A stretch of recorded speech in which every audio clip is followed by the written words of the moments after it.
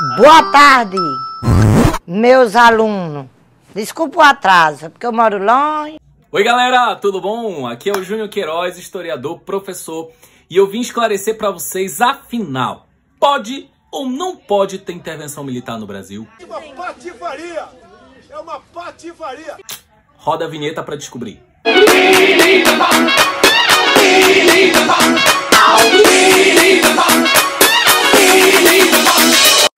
Então, galera, essa é uma pergunta muito comum. Muitos alunos me fazem essa pergunta todos os anos nas minhas aulas. E eu vou responder vocês através da nossa Constituição Federal de 1988, que é a nossa Carta Magna, a nossa Carta Maior. Para quem não saca, a nossa Constituição é o documento maior da República que rege todo o nosso sistema federativo, ou seja, o nosso sistema republicano federativo. Dito isso, a gente já vai desfazer o primeiro mito, né, que as pessoas tanto adoram, os mitos. Enfim, intervenção militar. Isso, minha gente, não está na Constituição. Tá, Queiroz, mas não tem lá no artigo 142 dizendo que as Forças Armadas brasileiras podem intervir em caso de quebra da ordem e da lei? Sim, tem esse artigo. Mas lá, gente, está dizendo uma coisa muito importante que eu vou pedir para vocês me acompanharem agora. Então, maninho, olha só, me acompanha aqui, joga no teu Google artigo 142 da Constituição Federal. E aí você vai clicar nesse link do senadofederal.leg.br. Olha o que diz o artigo 142 da nossa Constituição. Lê comigo. As Forças Armadas, constituídas pela Marinha, pelo Exército e pela Aeronáutica, são instituições nacionais permanentes e regulares, organizadas com base na hierarquia e na disciplina, ou seja, elas estão mediante autoridade, debaixo da autoridade suprema do Presidente da República e destinam-se à defesa da pátria, à garantia dos poderes constitucionais, eu não ouvi poder golpista aqui, e por iniciativa de qualquer desses, da lei e da ordem. Pois é, como eu disse para vocês, a nossa Constituição é muito clara. As Forças Armadas servem aos poderes civis, ou seja, Executivo, que é o nosso presidente, Poder Legislativo, que são nossos deputados e senadores, e o nosso Poder Judiciário, que é o tão odiado hoje em dia, né, pela galera de lá, que é o STF. Apoiadores do governo organizaram uma manifestação em Brasília defendendo o presidente Jair Bolsonaro e atacando o Moro, o Congresso e o Supremo Tribunal Federal.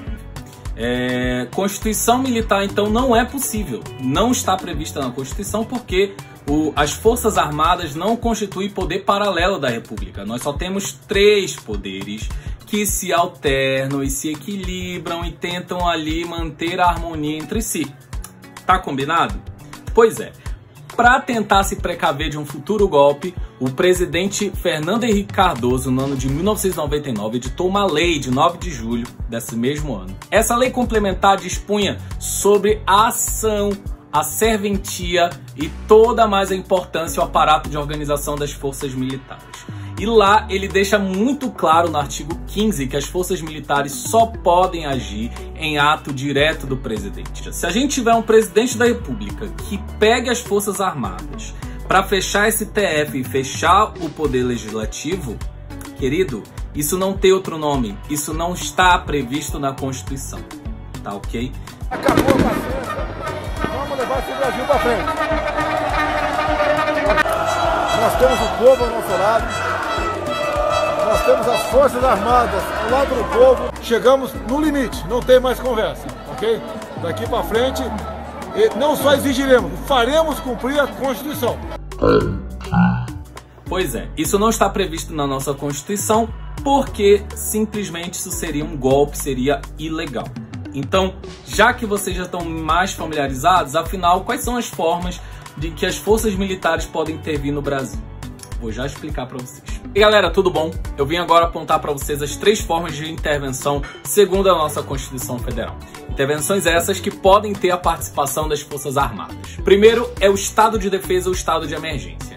Esse estado ele pode durar em torno de 30 dias, sendo prorrogável por igual período e não mais. Essa forma de intervenção vem por 2 razões: ou calamidade pública grave, ou também grave instabilidade institucional. Ou seja, as instituições não estão sendo competentes o suficiente para gerir aquela crise ou aquela confusão social. Contudo, esse é um ato restrito e, principalmente, é um ato que passa pelo presidente da República, que no caso é o Poder Executivo.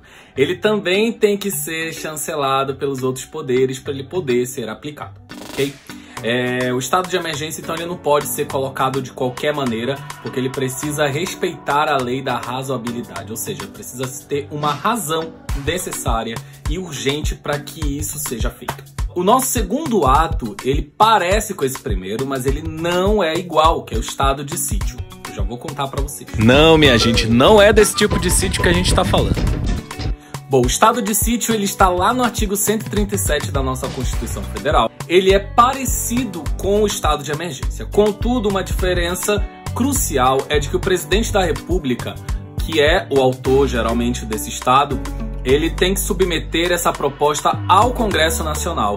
E se o Congresso Nacional aprovar, aí sim ele poderá intervir junto com o apoio das Forças Armadas. Então já fica meio claro, né? Na verdade, bastante claro, se você ler a Constituição Federal, de que as Forças Armadas não podem constitucionalmente intervir na sociedade da maneira que quiserem. Esse é um estado excepcional da nossa Constituição e ele jamais deve ser tomado como regra. E isso fica muito claro na nossa última forma de intervenção junto com as Forças Armadas, que é a intervenção federal, que ficou muito conhecida no Brasil através do caso do Rio de Janeiro. A intervenção federal, ela é uma intervenção, como o próprio nome já diz, do governo federal. É mesmo? É! Essa intervenção ela pode ser a pedido do ente federativo, ou seja, do Estado, como o Rio de Janeiro foi quem pediu a intervenção do governo federal, ou também pode ser a pedido do próprio presidente da República, mediante a aprovação dos outros poderes. O STF também pode intervir nisso, assim como o Congresso e o Senado Nacional. A grande diferença da intervenção federal é de que a gente está falando de uma intervenção de estados que são independentes entre si. Olha só, vou colocar aqui na tela que a nossa Constituição Federal, lá no artigo 1º, diz que nós somos uma república de independência entre estados, municípios e o Distrito Federal.